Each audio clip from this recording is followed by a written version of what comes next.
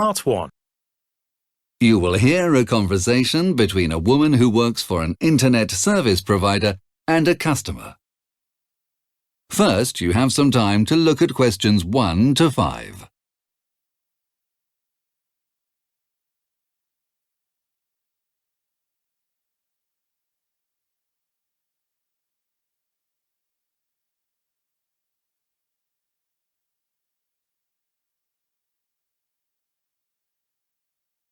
Listen carefully to the conversation and answer questions 1 to 5. Hello, Global Internet. How may I help you? Hello, I've just moved house and I want to get my internet set up. OK, sir. Could I take your name, please? Yes, it's James Sloan. How do you spell Sloan? It's Sloane.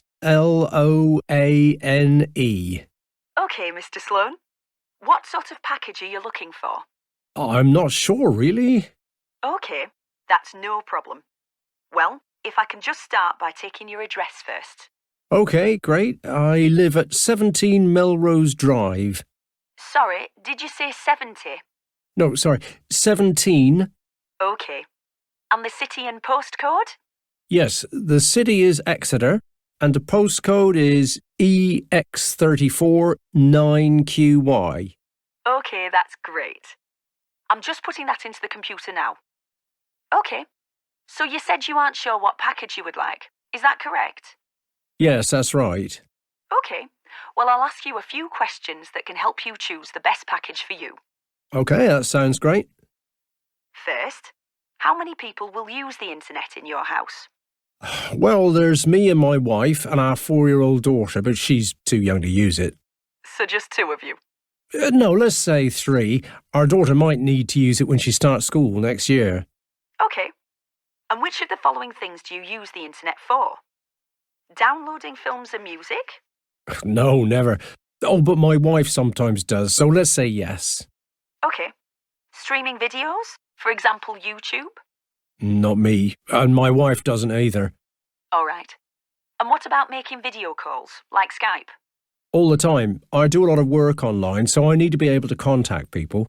OK, great. And how about playing online games? I don't have the time for that. Before the conversation continues, you have some time to look at questions 6 to 10.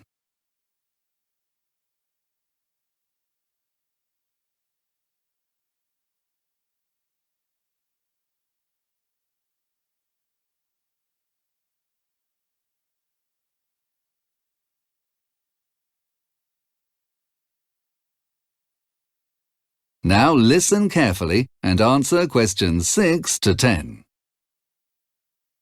OK, perfect.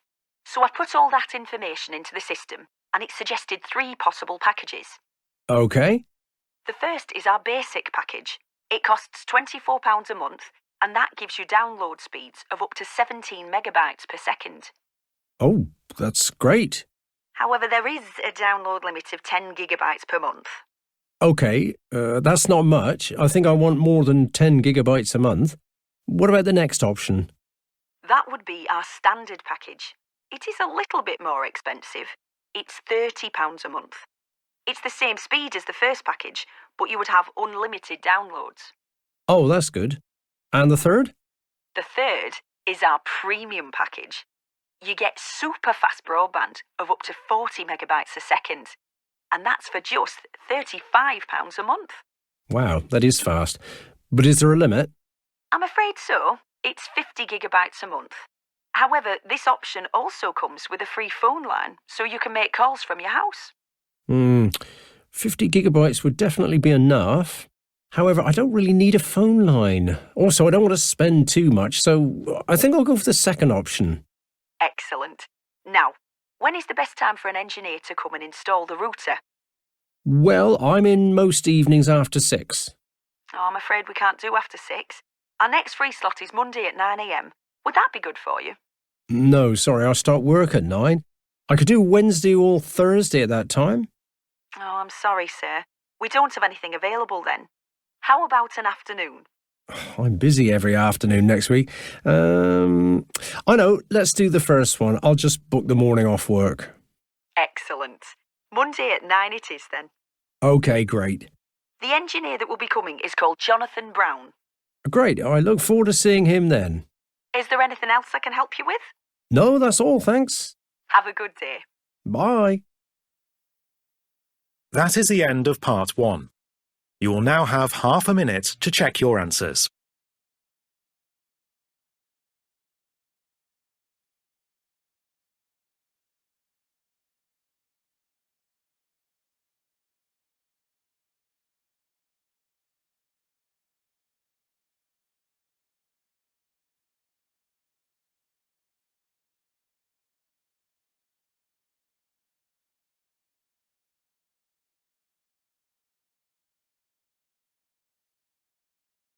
Part 2. You will hear a speaker giving a talk about volunteering projects around the world. First, you have some time to look at questions 11 to 15.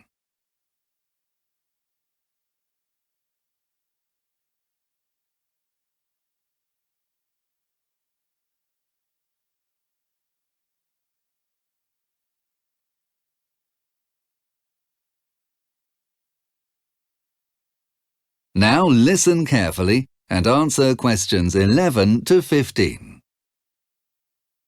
Good afternoon, everybody, and thank you for coming along to this recruitment session for Global Volunteers. I know that you will have already read our prospectus, and I hope that you agree that spending a couple of months volunteering with us is a great way to experience a new culture whilst helping out others in need. Today, I would like to tell you about 3 projects in different countries which we are recruiting for. The first is in Vietnam, the second in Costa Rica, and the final programme is in Uganda. For all of these programmes, we are looking for a minimum of 4 weeks commitment, starting in either July or August. I'll start by giving you some brief information about the projects and then tell you the process for applying if you want to get involved. So, let's begin with Vietnam. If you've been to this country before, I'm sure you'll agree that it's a beautiful country with forests, mountains, and also stunning beaches where you can dive and see some amazing wildlife. The project involves working in orphanages with disabled children. You will be part of a team helping to care for the children, teach them basic English skills and arts and crafts. We also aim to help them become more mobile in the future and to become more active by taking part in sporting activities. There is a large group of people working on this project in Vietnam, and many of our volunteers make lifelong friends. Next is another beautiful country, Costa Rica. Again, this has some outstanding natural beauty spots, and we are already doing great work with education and sports projects in the capital. However, the project we are currently recruiting volunteers for involves working with some endangered species on the coast. We are supporting local communities in doing conservation work and monitoring the numbers of 2 species of turtles on the beaches. The last project takes place in the African country of Uganda. This is a brilliant opportunity to see many endangered animals and experience a completely different way of life while helping local people. Our volunteers work with local authorities and travel around small towns and villages to raise awareness about health issues. We are especially interested in finding female volunteers who would be comfortable talking to large groups about maternal and child health and nutrition. Before the conversation continues, you have some time to look at questions 15 to 20.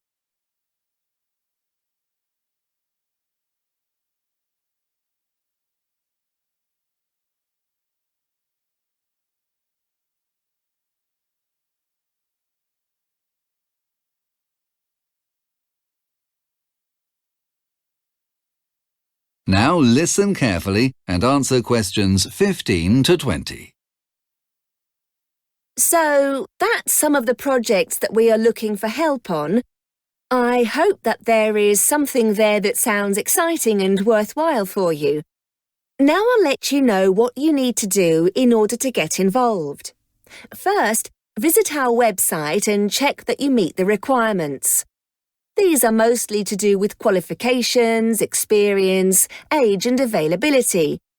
If you meet these requirements, then please register on our site and indicate which of the 3 countries you would like to go to. After that, we will send you an application form by email.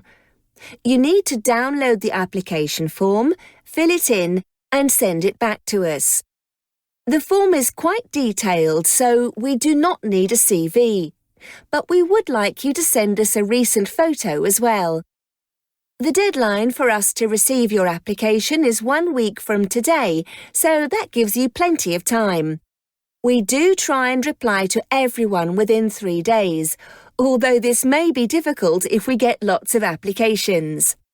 If your application is successful, then we will ask you to have a phone interview. We will send you a list of available times to choose from. All the phone interviews take place on the same date. The interview will last for about half an hour and is a chance for us to get to know you better. The next stage is a group interview. This means we invite you to come to our office in London and take part in some group activities to see how well you work with others. This is actually a lot of fun and not nearly as scary as it sounds, so don't worry. We will pay for your accommodation for the night, and many of our candidates go out together for dinner. At the end of this process, hopefully we will be able to offer you a job. You will return to London for a 1-day training session that will be led by your team leader before you fly out to your country, where you and your team will be met by the local area manager. So, I hope that you are interested in our programmes and that I hear from you soon. Does anybody have any questions? That is the end of part 2. You now have half a minute to check your answers.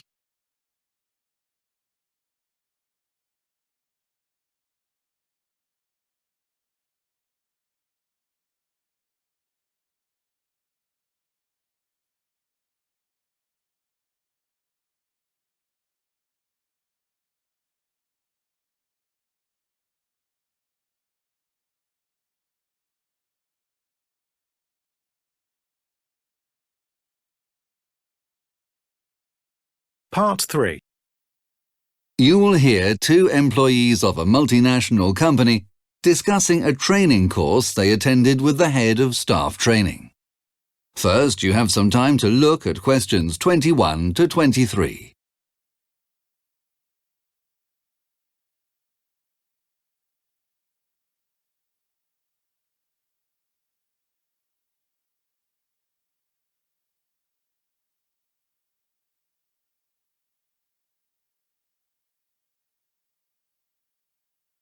Now listen carefully and answer questions 21 to 23. Come in, both of you. Do take a seat. Thanks. What was it you wanted to talk to us about? You've both just attended a workshop on customer relations, isn't that right? Yes, it finished yesterday. Good. So it will be fresh in your memory then.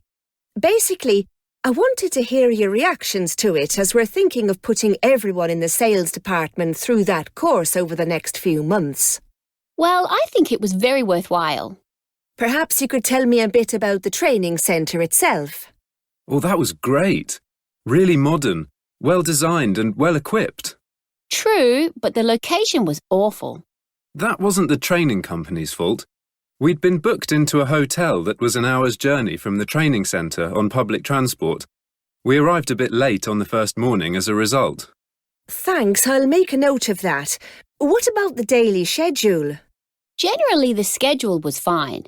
The workshop ran from 9 in the morning until around 4 p.m. with a 45-minute lunch break, which was long enough. They did have a bit of a problem with finishing on time, though. This was annoying for me as I had reports and emails to catch up on when I got back to the hotel, so it made for a long day. Thanks, I've noted that down too. I'll get my assistant to speak to them about those issues. Before the conversation continues, you have some time to look at questions 24 and 25.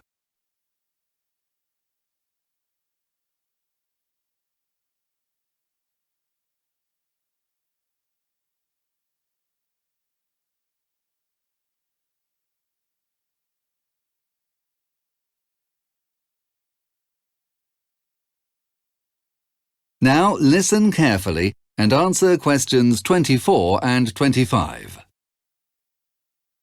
Now, what about the content of the training course itself? Adam, could you give me a quick summary of what was covered in the workshop? Sure. On the first day, we started with some warm-up activities and discussions about the nature of the relationship between the customer and the service provider. Then, after lunch, we practiced dealing on the phone with customers who aren't satisfied with a company's service. The instructors showed us the best way to leave the customers feeling that they had been listened to and that solutions had been found to their problems. That sounds good. And what was covered on the second day, Sarah? Let me think. Yes. On that day, we dealt more with face-to-face interaction with clients, such as in meetings, at conferences, or during sales visits. The main thing the instructors wanted to stress was the way that we present ourselves. We did some training on how to appear more friendly, open, and approachable. Great. These are all things that our staff could improve on. It seems like a useful course so far. It was.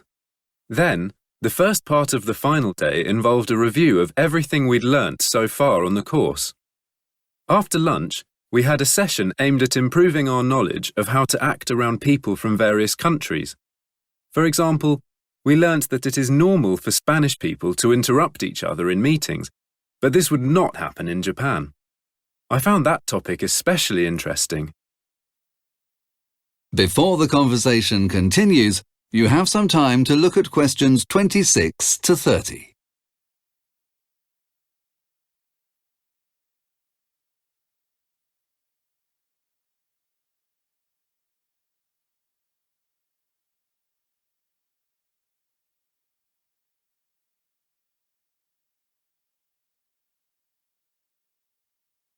Now listen carefully and answer questions 26 to 30. Yes, I liked that part too.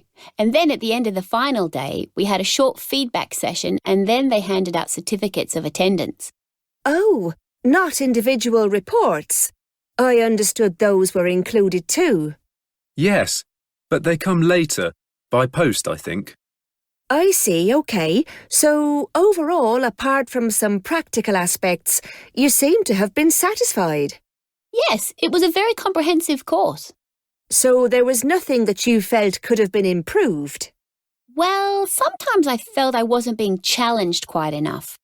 For example, we did quite a few role plays, but these were semi-scripted. I'd have preferred to have a freer hand when it came to doing those. I agree. I think some of those were a bit repetitive.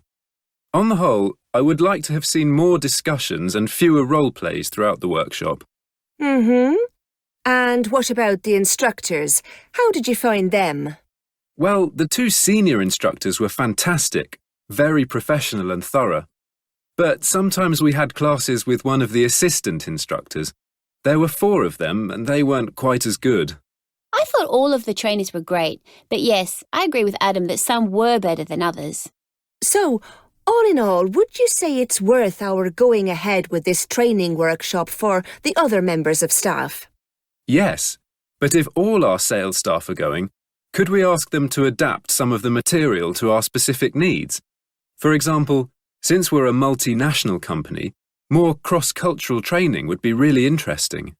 Right, that's an interesting point. I shall look into it.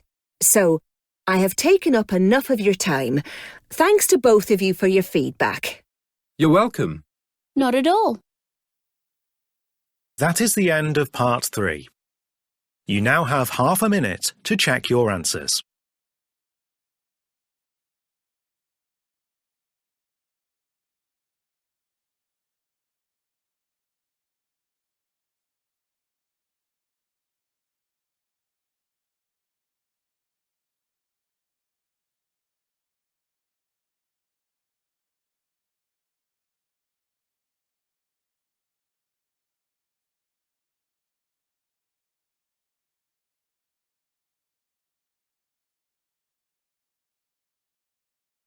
Part 4.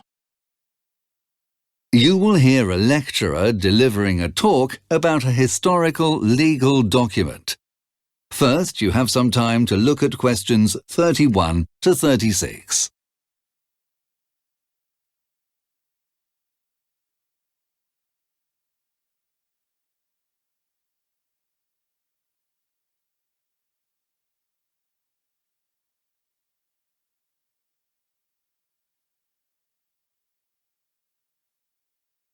Now listen carefully and answer questions 31 to 36.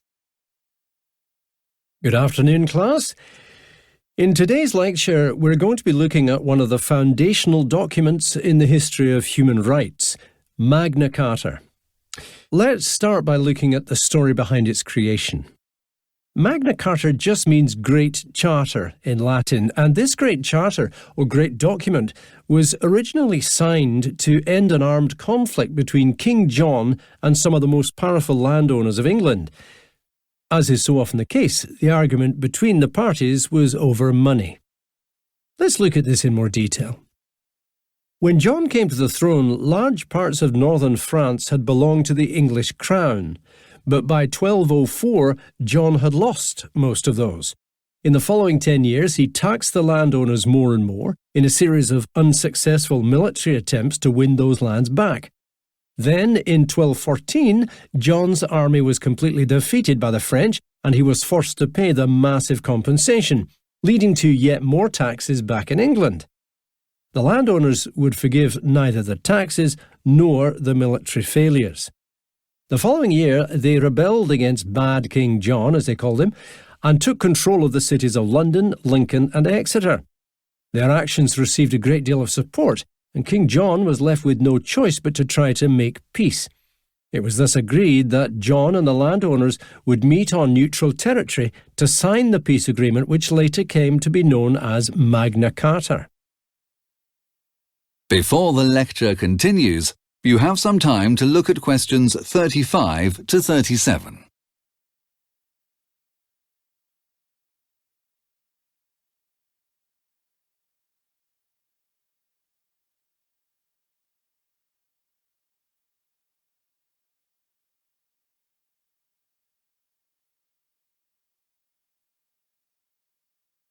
Now listen carefully and answer questions 35 to 37. So, what exactly did the document say? Well, many of its 63 clauses today sound archaic and pertain only to that particular time. Take Clause 33, for example. It mentions the removal of fishing nets from the River Thames, hardly a breakthrough in democracy. But despite that, Magna Carta did lay down a number of key principles of rule. The first of these can be found in clauses 12 and 14 of the Charter. These two clauses prevented the king from imposing taxes without first getting the consent of the kingdom. This meant that no longer could the king arbitrarily demand money, since he now needed the approval of the landowners first. Next, and probably the most significant clauses of the Charter, numbers 39 and 40, were concerned with the fair treatment of people in matters of law. Clause 39 states, "No free man shall be arrested or imprisoned except by lawful judgment of his peers or by the laws of the land." While Clause 40 said, "To no one will we deny or delay right to justice." It was through these notions of the right of every person to trial by jury and to equal and swift justice for all that Magna Carta enshrined one of the most fundamental principles of human rights. That principle was the rule of law. It basically meant that no person is above the law, not even a king. Of course, at the time, the document only affected a small proportion of the overall population. However, this underlying principle would eventually form the cornerstone of our modern ideas of liberty and democracy. It's to this we turn now. Before the lecture continues, you have some time to look at questions 38 to 40.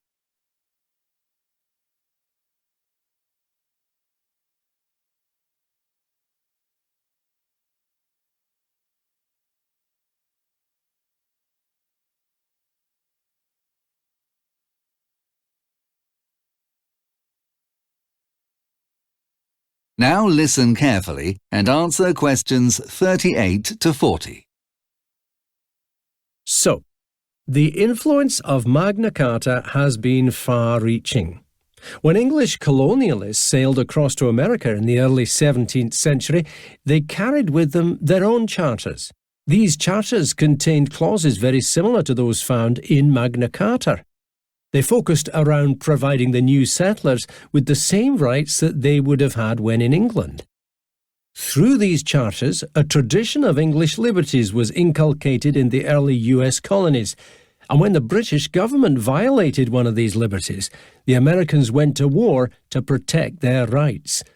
This was known as the War of Independence. It lasted over 8 years and led to the creation of the 1789 Bill of Rights. The 1789 Bill of Rights took much of its inspiration from the English Bill of Rights, which was another document highly influenced by Magna Carta.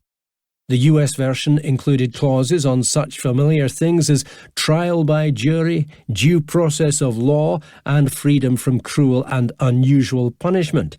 It embedded these principles within the US Constitution, forming the keystone for US democracy as we know it today. If we look further still, Magna Carta can be seen as a precursor to the 1948 Universal Declaration of Human Rights. This document came about as a reaction to the horrors of the Second World War.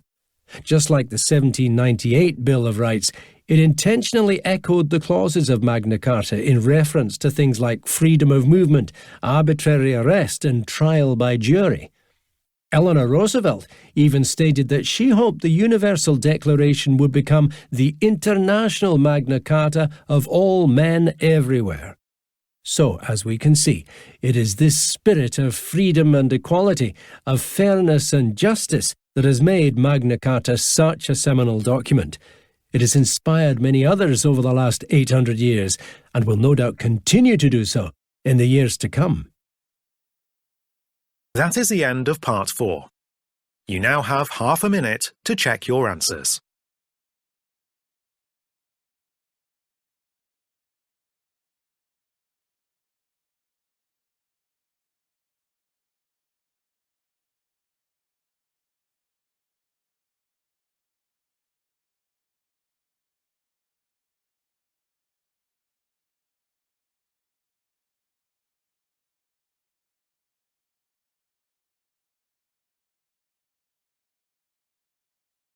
That is the end of the listening test.